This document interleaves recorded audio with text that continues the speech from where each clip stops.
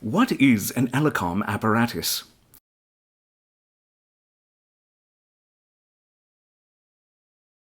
The ELECOM apparatus is a mechanism devised for performing change ringing on church bells by striking stationary bells with hammers. It requires only one person to operate, unlike the traditional method, where the bells are rotated through over 360 degrees.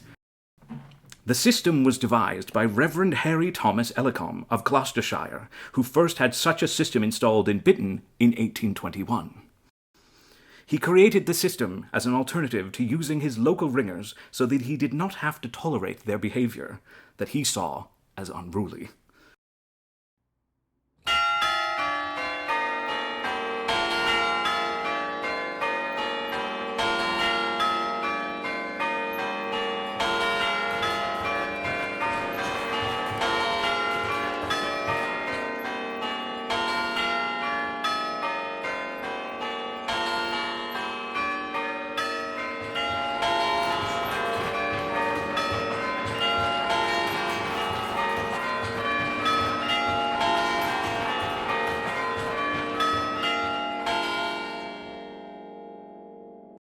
The Reverend Henry Thomas ELECOM arrived as the curate of St. Mary's, Bitton in 1817, and soon set about improving and modernizing the church.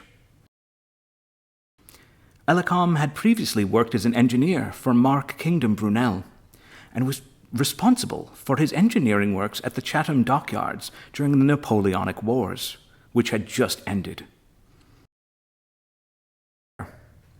Over the period of his incumbency, extensive works were undertaken to St. Mary's Church, which owes much of its current layout to him. ELECOM was extremely energetic as a parish priest. He promoted schooling and better welfare. His interests were wide and varied. He was an antiquarian and a horticulturalist, whose History of the Parish of Bitton provides both a guide to local history and fauna of the area. But it is his mechanical engineering knowledge, having invented a printing press and constructed his own pocket watch, that links most closely to his association of church bell ringing and its mechanisms. As a result, he is recognized as possibly the first scholarly campanologist. Chiming. About 40 years ago, I set up a contrivance at Bitton, with hammers striking inside, and levers, lines, and pulleys, all brought to a given point on the floor. This arrangement is very simple and not liable to get out of order. It has been in constant use. All dependence on a set of ringers is got rid of, and soft and subdued harmony is produced. And the arrangement is in no way interferes with the swinging of the bells, for ringing either singly or in peal. By this contrivance, the bells are always ready to be chimed, and it may be done by man, woman, or child, or even by the clergyman himself.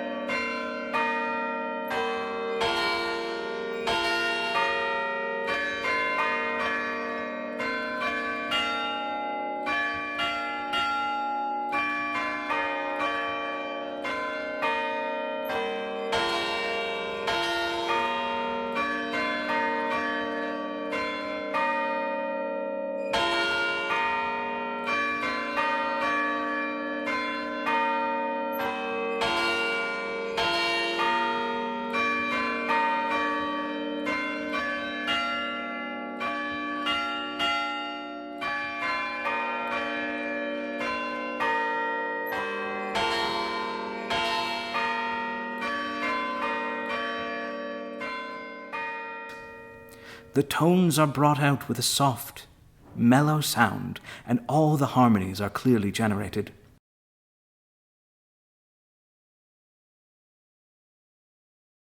Reverend Henry Thomas ELECOM, 1790 to 1885. It has been said that the term ELECOM should only be used to chime bells that were originally hung for full circle ringing. However, essentially the same apparatus is used in many other situations, such as towers with tubular and hemispherical bells, and towers where bells were not originally installed in full wheels. We are in no doubt that there are many benefits in sharing the collective knowledge, expertise, and resources between all forms of chiming. Moreover, and most importantly, the bells in these towers have generally been in continuous use for over 100 years, and have accumulated far more experience, techniques, and music than towers where the chimes mechanism has had just an auxiliary role.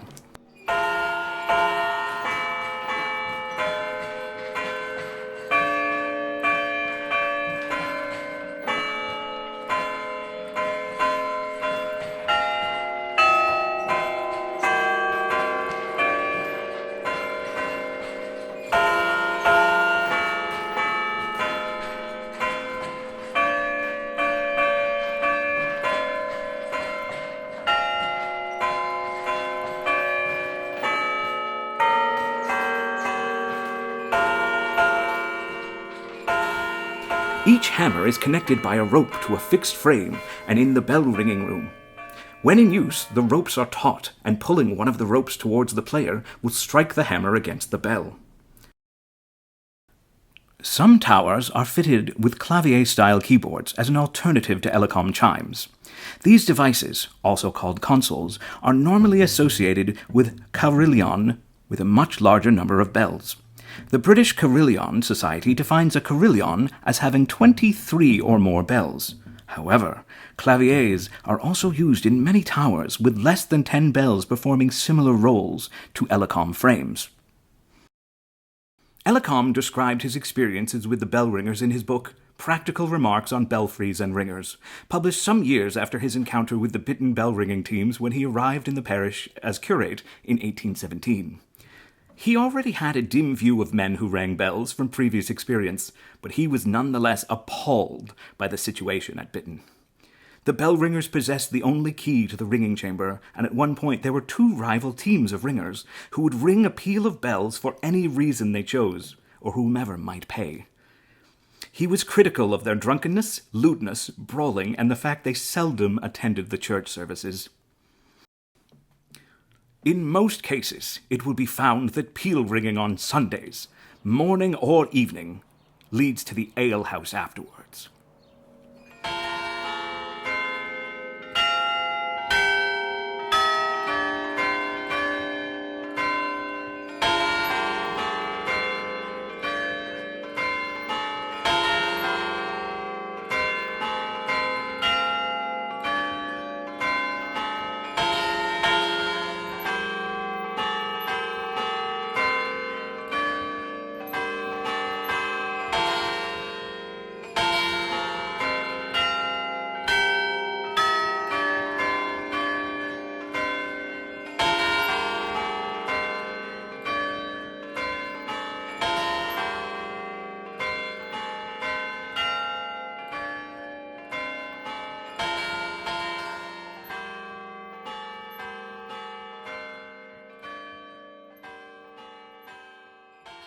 I used to see them on a Sunday, waiting in the churchyard till the service was over, and then, almost before every person had left the holy place, they would strike out a merry peal.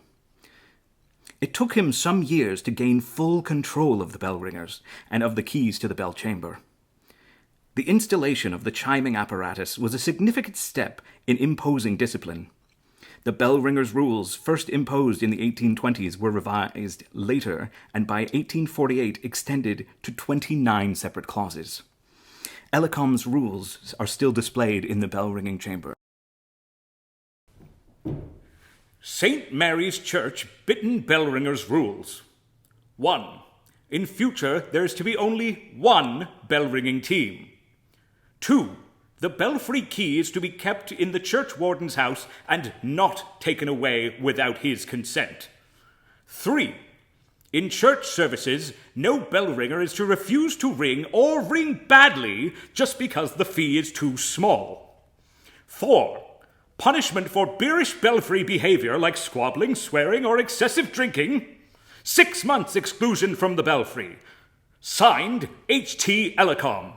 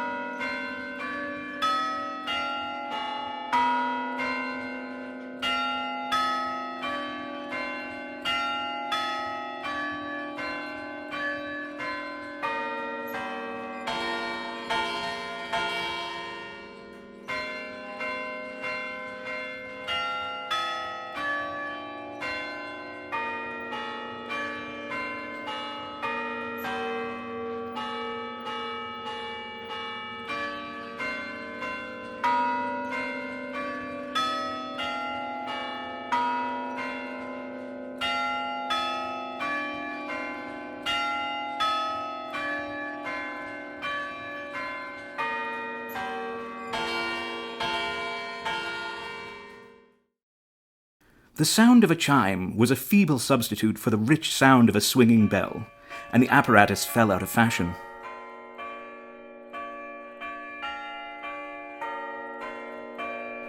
Consequently, the apparatus was removed from many towers, leaving holes in the ceiling and often frames without ropes.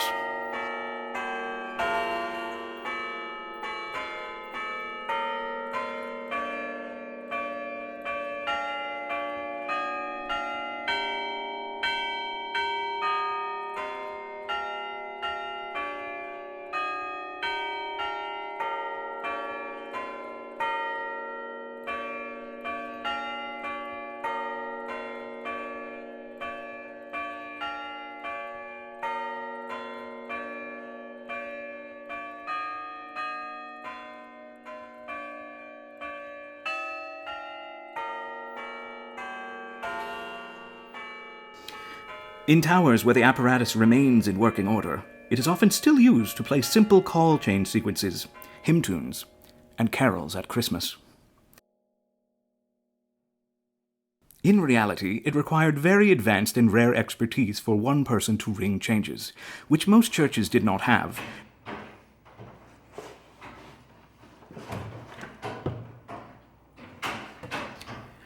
Learning to play the chimes is easier and quicker than mastering full circle ringing. There is more control of timing when chiming, enabling rhythm and tunes to be played. However, full circle ringing is a sociable team activity, whereas chiming can be solitary, perhaps a lonely task.